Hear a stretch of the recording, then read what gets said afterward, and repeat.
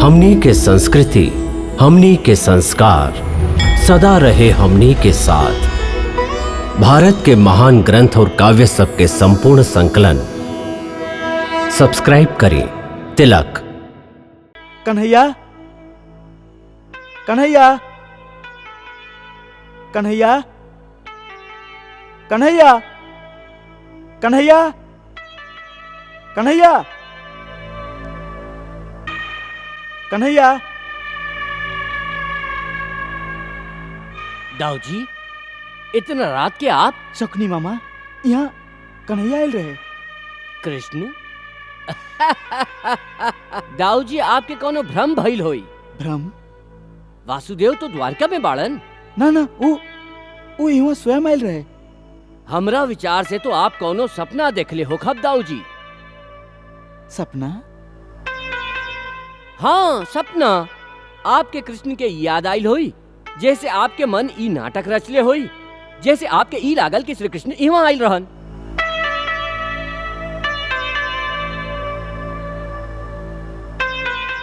हाँ, हो सकेला, हो सकेला।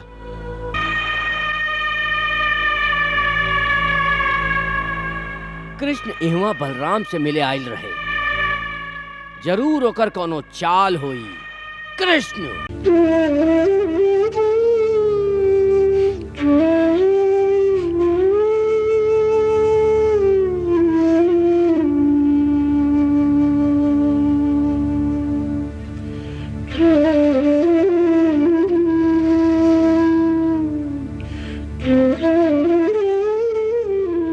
भगवान। कहा देवी? आज आपके बांसुरी के सुर व्याकुल हो गई रहे। हमके ऐसन लागत रहे जैसे आप केहू के मना रहल हैं। देवी, हम तो से कुछ छिपा नहीं सकत। हम दाऊ भैया के मनावत रही, उनका से विनती करत रही कि वो द्वारका वापस लौट आवे। एकर मतलब आप हस्तिनापुर होके आइल हैं।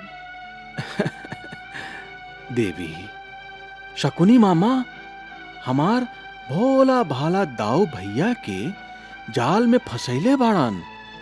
यही से हम उनका के सावधान करे गए रही। बाकी दाऊ भैया हमार बात समझे खातिर तैयारे नहीं खन। एहमे आप इतना काहे दुखी हो रहल हैं प्रभु? दुखी? तू तो जानते हो कि मनुष्य के भूत हम हैं, ओकर भविष्य भी हम हैं। यह विश्व के निर्माण हम ही तो कैले हैं। हम ही सूरज हैं, हम ही चांद हैं, हम ही हवा हैं, हम ही आग हैं। अखिल चराचर में हम ही समाइल हैं। हम ही वर्तमान हैं और भविष्य भी हम ही हैं। ऐसे भविष्य में जे कुछ भी होखे वाला है, ओकर हमके पहले से ही ज्ञान होखेला।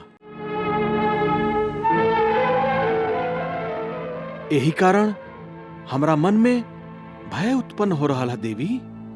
और दाऊ भैया के समझावे के खातिर भी हम यही से गए रही, काहे कि भविष्य में अनर्थ होखे वाला है, ओकरे चिंता हम करत रही।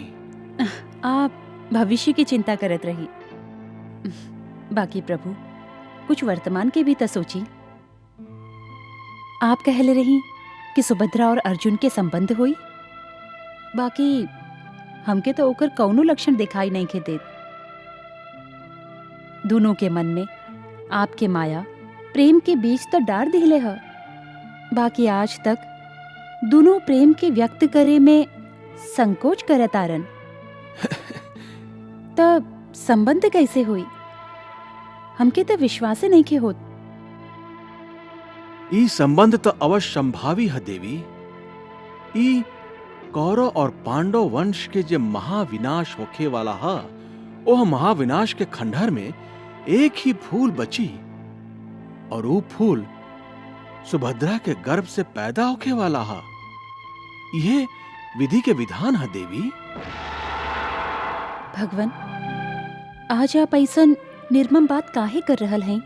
रुक्मिणी, भविष्य में निर्मम संहार होखे वाला हा, भीषण युद्ध होखे वाला हा, ये में भाई भाई के प्राण हरण करी, बेटा बाप के, शिष्य गुरु के जीवित ना छोड़ी और गुरु शिष्य के खून के सगरे नाता खून से नहाई। हाँ, खून के सगरे नाता खून से नहाई रुक्मिणी। असलियत भयंकर हा, महाभयंकर। यह संहार में कुरुकुल के विनाश अटल हा। कुरुकुल जैसन महाप्रतापी कुल त नष्ट होकबे करी, बाकी हम यही कुल के एगो फूल के बचावल चाहत हैं देवी। वो कैसे? अर्जुन और सुभद्रा के बियाह करा के। ऐसे भीषण युद्ध न हुई युद्ध तो होकबे करी, और निर्मम संहार, वो भी अटल है देवी। तो फिर आप कुरुकुल के कहे तरह बचावल चाहत हैं? हम कुछ समझ ली ना। निश्चय ही कुरुकुल वंश के संहार होखे वाला है। सुभद्रा कुरुकुल वंश के आधार बनी। हाँ रुक्मणी, सुभद्रा से ही कुरुकुल के वंश चली और यह वंश के रक्षा भी हमके ही करे के पड़ी।